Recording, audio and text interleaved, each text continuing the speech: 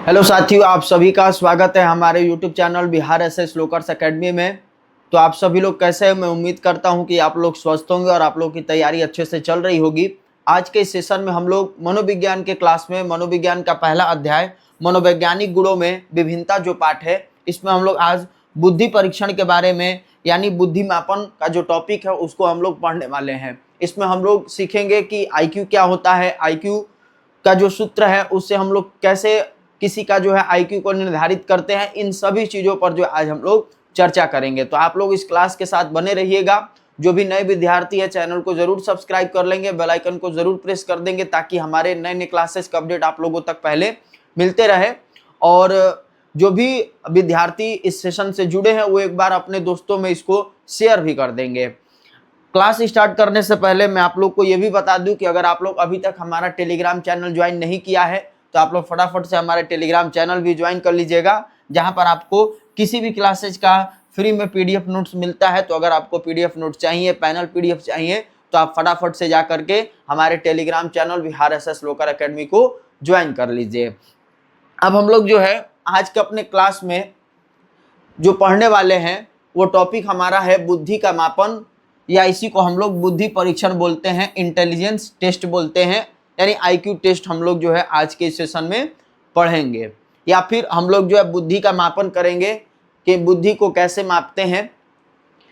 इस सेशन को शुरू करने से पहले मैं आपको बता दूं कि जो बुद्धि परीक्षण है या बुद्धि मापन है, बिने जो मनोवैज्ञानिक थे उनसे पहले जो है कई सारे मनोवैज्ञानिक ने क्या किया था, बुद्धि का मापने का कार्य किया था। जैसा कि आप लोग फिगर में देख रहे होंगे कि बताया गया है कि जो बुद्धि मापन है वो बीने से पूर्व कई मनोवैज्ञानिकों ने बुद्धि माप का उल्लेख किया है, यानी बुद्धि का मापन किया है। जैसे हमारे गाल्टन हो गए, कैटेल हो गए, गिलफोर्ड हो गए, गिलबर्ट और लेवस्टर, ये सब मनोवैज्ञानिक जो थे इन्होंने क्या किया था, बुद्धि का परीक्षण, बुद्धि का मापन किया था अपने समय में, लेकिन ये सफल नहीं हो पाए।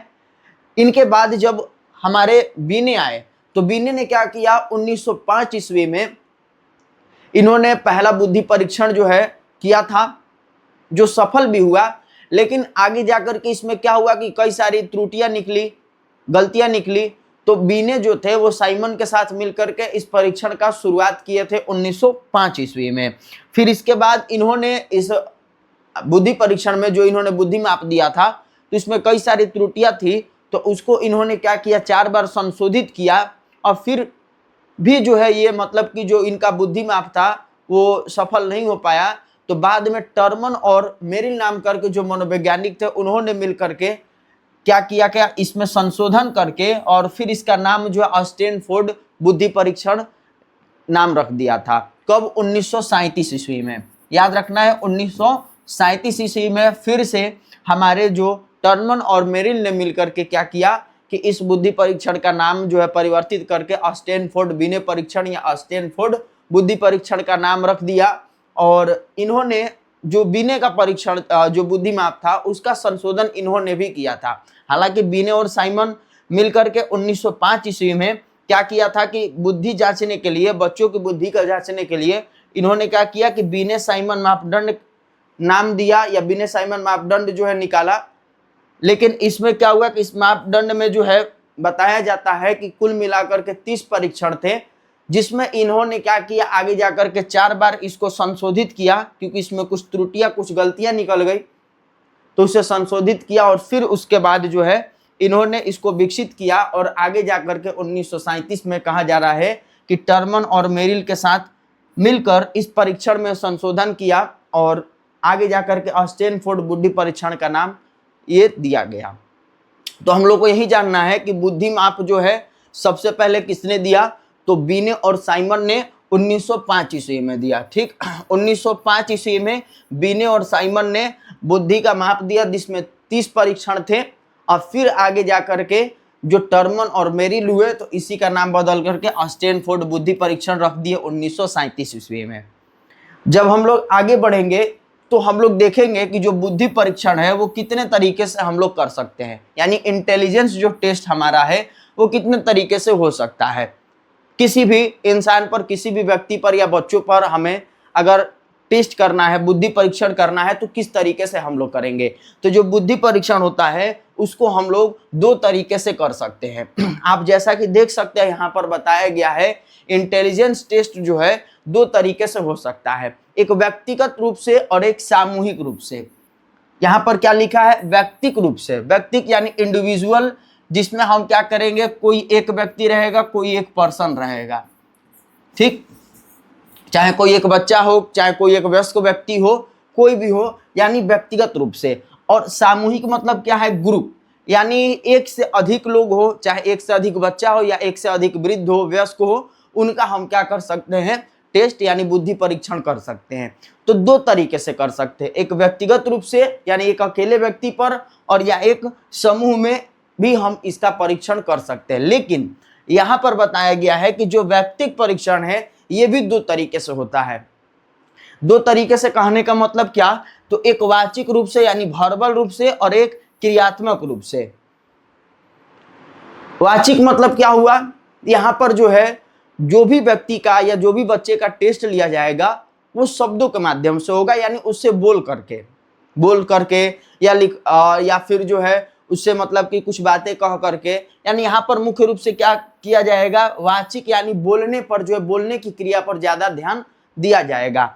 और दूसरे वाले में जो क्रियात्मक परीक्षण है, ये जो है क्या है, क्रियाओं यानी काम के आधार पर होगा। इसमें बोलना कुछ नहीं है, किसी भी बच्चे से या वयस्क से क्या किया जाएगा, उससे क्रियाएं करवाया जाएगा या फिर काम करवाया जाएगा, और तब उसका बुद्धि का जांच किया जाएगा। तो वही व्यक्तिक जो परीक्षण हो गया, ये दो तरीके से हो सकता है, व्यक्तिक वाचिक परीक्षण के रूप में और व्यक्तिक क्रियात्मक परीक्षण के रूप में। अगर हम सामूहिक की बात करेंगे तो ये भी दो तरीके से हो सकता है, वाचिक और क्रियात्मक रूप से। यानी सामूहिक वाचिक परीक्षण के रूप में, यानी किसी ग्रुप को जो है अगर परीक्षण करना है, उसका बुद्धि का जांच करना है, तो हम क्या करेंगे, उस ग्रुप के लोगों का शब्दों के माध्यम से जो है टेस्ट लेंगे, तो जो क्या कहलाएगा, वाचिक परीक्षण कहलाएगा, वाचिक सामूहिक परीक्षण। और जब क्रियात्मक रूप से लेंगे तो वो हमारा समूह में सामूहिक क्रियात्मक परीक्षण कहलाएगा। जैसा कि यहाँ पर आप लोग देख सकते हैं लिखा हुआ है, व्यक्तिक वाचिक परीक्षण, व्यक्ति क्रियात्मक परीक्षण, सामूहिक वाचिक परीक्षण या सामूहिक क्रियात्मक परीक्षण। इसी को हम लोग जो अगर संक्षेप में देखेंगे तो ऐसे हम लोग कहेंगे। तो ये चीज आप लोग को समझ में आ गया होगा। अगर आपसे पूछेगा कि बुद्धि परीक्षण कितने तरीके से कर सकते हैं, तो कहेंगे हम लोग 4 प्रकार से। हालांकि आप देख सकते हैं यहाँ पर दो ही तरीका बताया गया, दो भागों में बांट करके। ये क्या एक श्रेणी हो गया कि बुद्धि परीक्षण दो श्रेणियों में हम लोग कर सकते हैं, या तो व्यक्तिगत रूप से या सामूहिक रूप से। लेकिन अगर आपसे बोल देगा कि कितने प्रकार से होगा, तो यहाँ पर ध्यान देना है, कहना है कि संक्षेप में हम कह सकते हैं कि बुद्धि परीक्षण के कितने प्रकार होते हैं, 4 प्रकार होते हैं। 4 प्रकार मीन्स क्या, एक व्यक्तिक वाचिक यानी व्यक्ति का शब्दों के माध्यम से परीक्षण, व्यक्ति का क्रियाओं के माध्यम से परीक्षण, और समूह का शब्दों के माध्यम से परीक्षण, और समूह का क्रियाओं के माध्यम से परीक्षण। अब ये जो क्या होता है, यहाँ पर एक एक करके इनका परिभाषा दे दिया गया, जो कि मैंने अभी आप लोग को बताया। क्या परिभाषा दिया है व्यक्ति परीक्षण में, कि व्यक्तियों का परीक्षण क्या होगा, वो जो है उस क्या किया जाएगा कि बच्चे या वयस्क पर प्रयोग किया जाएगा एक ही समय में एक बार, जो व्यक्ति परीक्षण के रूप में कहा जाएगा। व्यक्ति परीक्षण मीन्स एक व्यक्ति का एक ही समय में परीक्षण किया जाएगा, केवल एक व्यक्ति का। और सामूहिक परीक्षण में क्या होगा कि एक से अनेक व्यक्ति या बच्चा रहेगा, उसका हम क्या करेंगे, परीक्षण करेंगे, जो सामूहिक परीक्षण कहलाएगा। कहा जा रहा है कि सामूहिक परीक्षण का प्रयोग हम एक ही समय में एक समूह पर करते हैं, एक ग्रुप पर करते हैं, यानी इसमें कई सारे बच्चे, कई सारे वयस्क शामिल रहेंगे। तो ये चीज आप लोग को समझ में आ गया होगा कि व्यक्ति परीक्षण क्या होता है, सामूहिक परीक्षण क्या होता है। जब आगे बढ़ेंगे तो ये वाचिक परीक्षण दिया और क्रियात्मक परीक्षण दिया है। वाचिक और क्रियात्मक क्या होता है जी? तो वाचिक मतलब मैंने आपको बताया वर्बल, यानी इसमें जो है बच्चों को क्या किया जाएगा, प्रश्न पूछा जाएगा, उसका बच्चा जो है उत्तर देगा, या कोई वयस्क होगा उससे प्रश्न पूछा जा रहा है, वो उसका उत्तर देगा, या वहाँ पर जो लिखवाया भी जाता है उनसे। तो ये वाचिक परीक्षण के रूप में होगा। कहा जा रहा है कि वाचिक परीक्षण का उपयोग पढ़े लिखे लोगों पर ही संभव है, चूंकि इसमें लिखित प्रश्नों का उत्तर देना पड़ता है या मौखिक प्रश्नों का उत्तर देना पड़ता है। अब मान लीजिए कि जो पढ़े लिखे हैं, या फिर जो मतलब कि सुन नहीं सकते, बोल नहीं सकते हैं, तो उन पर ये परीक्षण करोगे तो क्या जायज़ है? नहीं जायज़ है, क्योंकि वो जो है बता ही नहीं पाएंगे। अगर मान लीजिए कि कोई गूंग व्यक्ति है, उसका हमको परीक्षण करना है, बुद्धि का जांच करना है, तो वाचिक परीक्षण थोड़े उसके साथ करेंगे, उसके साथ तो हम क्रियात्मक परीक्षण करेंगे, क्योंकि वो गूंग है, बोल नहीं सकता है, तो उसके क्रियाओं के माध्यम से जो उसके आईक्यू, उसके बुद्धि को जानने का हम लोग कोशिश करेंगे। तो वो उसके लिए कौन सा परीक्षण होगा? तो क्रियात्मक परीक्षण होगा। इसमें कहा जा रहा है कि निरक्षर तथा गूंगे लोगों के लिए बनाया गया है, यहाँ व्यक्ति को किसी खास ढंग से कार्य करना पड़ता है। देखिए, दे भी दिया कि ये जो क्रियात्मक परीक्षण, ये निरक्षर यानी जो पढ़े लिखे नहीं है, जो गूंगे हैं, उनके लिए जो ये परीक्षण किया गया है।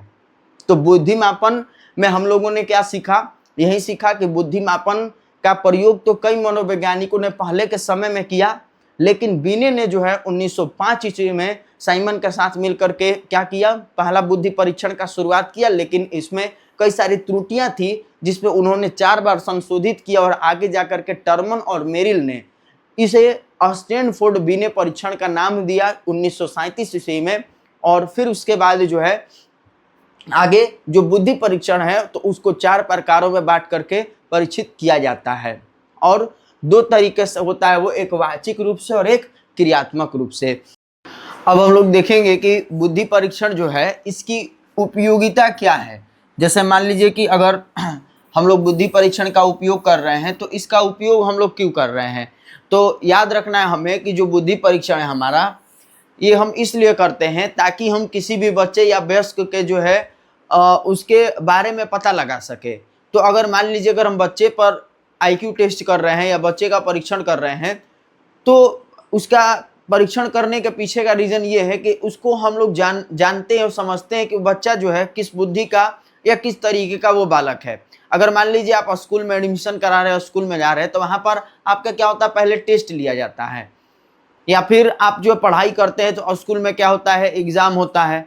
तो वो परीक्षा लेना या टेस्ट लेने का पीछे का कारण यही है कि बच्चे के बारे में जानना या उसके ग्रोथ के बारे में देखना कि क्या वो पढ़ रहा है कि नहीं पढ़ रहा है, या पढ़ाई हमारे यहाँ कर रहा है तो उसका ग्रोथ हुआ है कि नहीं हुआ है। इसके लिए हम लोग क्या करते हैं? उसका परीक्षण करते हैं, जांच करते हैं। तो यही चीज़ बताया गया है कि जो बुद्धि परीक्षण की उपयोगिता है वो जीवन के हर क्षेत्र में जो है ना स्थापित है। अगर हम इसकी उपयोगिता देखेंगे तो हर जगह है, चाहे वो शिक्षा का क्षेत्र हो या फिर व्यवसाय का क्षेत्र हो, हर जगह जो है हम लोग बुद्धि परीक्षण की आवश्यकता पड़ती है। बुद्धि परीक्षण के द्वारा ही हम लोग क्या करते हैं? किसी भी बच्चे, किसी भी वयस्क का जो है ना, हम लोग उसका आईक्यू निर्धारित करते हैं या उसका परीक्षण करते हैं। तो ये चीज़ हमें ध्यान में रखना है कि हर जगह जो है बुद्धि परीक्षण की आवश्यकता है। अब अगर हम लोग बात करेंगे कि बुद्धि लब्धि होता क्या है, आईक्यू क्या है, इसको हम लोग शॉर्टकट में आईक्यू बोलते हैं। इससे पहले मैंने सबसे फर्स्ट क्लास में जब आप लोग को बुद्धि का प्रकार बताया था, तो उस दौरान मैंने आप लोग को सामयिक बुद्धि बताया था, और सामयिक बुद्धि के अंतर्गत मैंने बताया था सामयिक लब्धि के बारे में, जिसको हम लोग ईक्यू बोलते हैं, ईक्यू। तो वहां पर मैंने आप लोग को जिक्र किया था कि जो ईक्यू होता है हमारा, सामयिक लब्धि होता है, ये क्या करता है कि जो सामयिक बुद्धि वाले व्यक्ति होते हैं उसके बुद्धि के स्तर को बताता है। लेकिन जो बुद्धि लब्धि हमारा है, आईक्यू है, ये हर किसी भी तरह का जो बुद्धि वाला व्यक्ति है उसके स्तर का जांच करता है कि वो औसत बुद्धि का है या औसत से कम या ज्यादा बुद्धि का व्यक्ति है। तो आईक्यू क्या करता है? ये हर तरह के बुद्धि के स्तर को जांचता है, लेकिन ईक्यू क्या करता है कि ये केवल सामयिक बुद्धि के स्तर का माप करता है, उसको जांचता है। तो अगर आईक्यू को हम लोग जानेंगे कि क्या होता है, तो आईक्यू जो है यानी बुद्धि लब्धि, एक उम्र विशेष के बच्चे की बुद्धि की तुलना उसकी उम्र के अन्य बच्चों से कर इस बात का पता लगाया जाता है कि वह जो है औसत बुद्धि का है या औसत से कम या औसत से अधिक बुद्धि का है। जैसे यहाँ पर 3 फिगर में आप लोग को दिया हो, मान लीजिए कि आप जो है औसत यानी एवरेज वाले स्टूडेंट है, एवरेज वाले मतलब कि बच्चे हैं। अब अगर आप ही की तरह आप ही के उम्र के किसी अन्य बच्चे पर परीक्षण किया गया, तो पाया गया कि वो आपसे क्या है? कमजोर है, यानी औसत से क्या है? कम है। या फिर किसी और बच्चे पर परीक्षण किया गया तो पाया गया कि वो एवरेज से क्या है? यानी आपसे जो है ना थोड़ा तेज है या आपसे अधिक तेज है। तो यानी औसत से क्या हो गया, अधिक बुद्धि वाला वो व्यक्ति हो गया। तो ये कैसे पता होता है, तो आईक्यू यानी कि बुद्धि लब्धि के माध्यम से जब हम लोग आईक्यू टेस्ट करते हैं तो आईक्यू का जो ये मतलब कि बुद्धि लब्धि होता है, इसी से हम लोग क्या करते हैं, निर्धारित करते हैं कि कौन सा व्यक्ति का बुद्धि का स्तर जो है किस तरीके का है, औसत का है कि औसत से कम का है या औसत से अधिक का है। ठीक, औसत को हम लोग जो है याद रखना है, नॉर्मल यानी बोलचाल की भाषा में हम लोग सामान्य भी बोलते हैं, यानी एवरेज भी इसको हम लोग बोलते तो हैं, लेकिन हिंदी में इसको सामान्य लिख करके भी हम लोग संबोधित करते हैं, तो ये चीज ध्यान रखना है। ठीक, तो आगे हम लोग ये जानेंगे कि जो आईक्यू है उसको निकालने का प्रयोग जो है सबसे पहले किसने किया, या आईक्यू का जो सूत्र हम लोग देखते हैं उस सूत्र को किसने दिया, तो बताया गया कि मानसिक आयु का प्रयोग जो है सबसे पहले अल्फ्रेड बीने ने किया। यानी आईक्यू जो हम लोग निर्धारित करते हैं, बुद्धि लब्धि निर्धारित करते हैं, तो उसके लिए हमें तीन चीज, बुद्धि लब्धि निर्धारित करने के लिए हमें तीन चीज का होना जरूरी है। अब वो कौन कौन चीज है, यानी आईक्यू निर्धारित करने के लिए तीन चीज क्या क्या चाहिए, तो सबसे पहले हमें चाहिए क्या चीज, सबसे पहले मैं आप लोग को सूत्र लिख करके बता दे रहा हूं जिससे आपको आसानी होगा समझने में कि क्या तीन चीज, क्या मतलब कि तीन चीज होना चाहिए। तो जैसे अगर आईक्यू बराबर हम लोग देखते हैं तो MA/CA गुणे 100 इसको लिखते हैं, यानी MA का मतलब होता है मानसिक आयु, MA का मतलब क्या होता है, मानसिक आयु होता है, और CA का मतलब होता है क्रोनोलॉजिकल एज, जिसको हम लोग वास्तविक आयु बोलते हैं, वास्तविक आयु बोलते हैं। ठीक, और गुणे 100 ये हमारा क्या है, आईक्यू का यानी बुद्धि लब्धि का सूत्र है। ठीक, बुद्धि लब्धि का यही हमारा क्या है, सूत्र है, मानसिक आयु बटे में वास्तविक आयु गुणे 100। अब इसमें अगर हम देखेंगे तीन चीज क्या होता है, तो एक तो हम लोग आईक्यू निर्धारित करते हैं, पहला नंबर ये हो गया।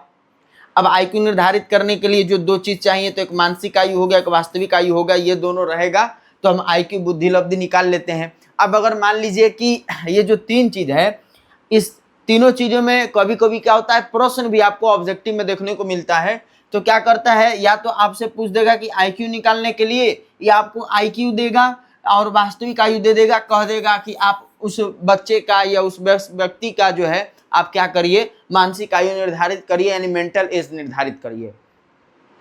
तो अगर कोई भी चीज आपसे पूछेगा तो कोई दो चीज आपको देगा जरूर निकालने के लिए, नहीं तो ये जो इक्वेशन या जो ये हम बना रहे हैं फॉर्मूला जो है हमारा, ये क्या होगा, गलती हो जाएगा, गड़बड़ हो जाएगा। कोई दो चीज हमको जरूर देगा और एक चीज जरूर पूछेगा, या तो आपसे बुद्धि लब्धि निकालने के लिए पूछेगा, या तो आपसे पूछेगा या मानसिक आयु आप निकालिए। वास्तविक आयु क्या होता है, अगर जो व्यक्ति है या जो बच्चा है उसका जो एज है, ठीक ना, जो उसका एज होता है वही उसका क्या होता है, क्रोनोलॉजिकल एज होता है, वास्तविक आयु कहलाता है। मान लीजिए कि आप अगर 15 वर्ष के हैं तो आपका जो आईक्यू का निकालने के लिए अगर आप वास्तविक आयु अपना देखिएगा तो आपका वास्तविक आयु क्या हो जाएगा, 15 वर्ष ही हो जाएगा। तो यही हमारा आईक्यू का क्या है, सूत्र है। तो अगर अभी हम देखेंगे हम लोग इस स्लाइड पे, तो बताया गया है कि जो मानसिक आयु का प्रयोग सबसे पहले किसने किया, तो अल्फ्रेड बीने ने किया, जो कि मैंने अभी आप लोग को बताया है कि अल्फ्रेड बीने नाम करके जो मनोवैज्ञानिक थे, उन्होंने मेंटल एज का मेंटल आयु का या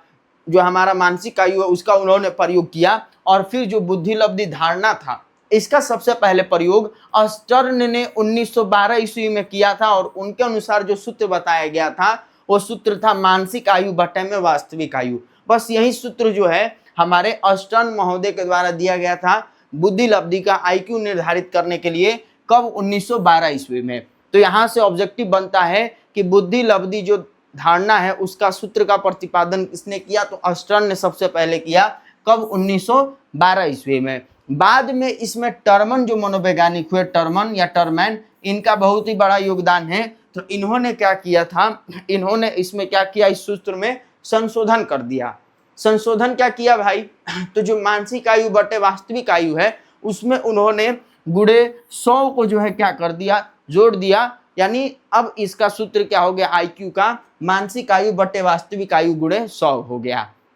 तो अब अगर हम किसी भी व्यक्ति का अगर आईक्यू निकालेंगे तो किस सूत्र के आधार पर निकालेंगे, तो मानसिक आयु और वास्तविक आयु गुणे 100 के आधार पर हम क्या करेंगे, उस व्यक्ति का आईक्यू निर्धारित करेंगे।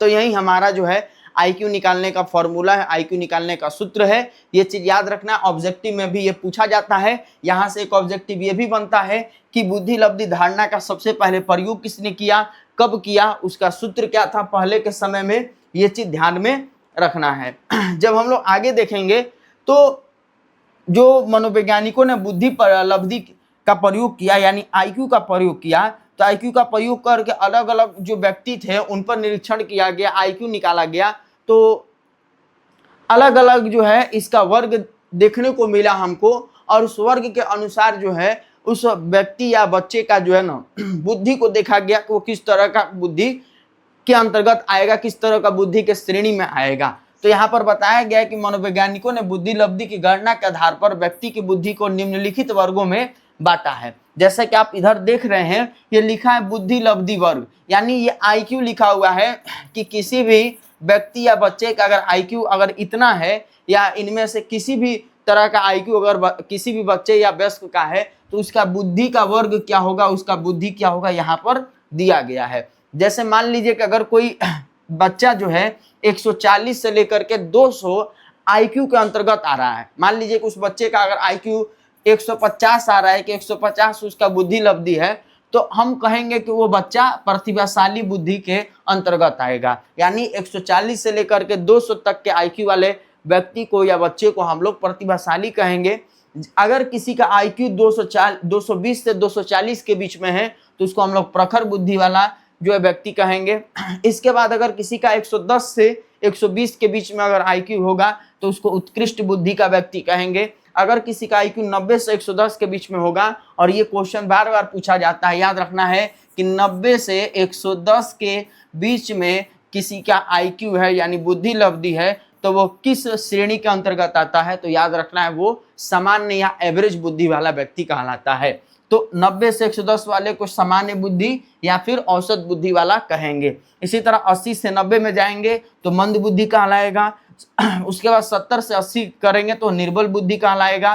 ठीक, इसके बाद 50 से 60 के बीच में जाएंगे तो मूर्ख कहलाएगा। 25 से 50 तक जाएंगे तो मूढ़ कहलाएगा, और 25 से नीचे जाएंगे तो जड़ बुद्धि वाला व्यक्ति कहलाएगा। तो यही आईक्यू का निर्धारण था, और साथ ही साथ जो है उसका वर्ग दिया गया था। तो आप लोग इसको ध्यान में रखिएगा। इसका एक बार आप लोग स्क्रीनशॉट ले लीजिएगा पीछे करके, या फिर आपको पीडीएफ मिलेगा ही, तो आपको घबराने का जरूरत नहीं है। इस चीज को आप लोग जरूर उतार लीजिएगा। यहाँ पर से जो है 1-2 क्वेश्चन आपको ऑब्जेक्टिव में मिलते हैं, यहाँ से भी आपको ऑब्जेक्टिव में क्वेश्चन देखने को मिलेंगे, तो ये चीज आप लोग ध्यान में रखिएगा। बाकी आज का ये सेशन आप लोग को कैसा लगा कमेंट में जरूर बताइएगा। मिलते हैं अगले सेशन में इस चैप्टर के ऑब्जेक्टिव और सब्जेक्टिव क्वेश्चन के साथ। तब तक के लिए आप लोग स्वस्थ रहिए, मस्त रहिए और अपना तैयारी अच्छे से करते रहिए। धन्यवाद।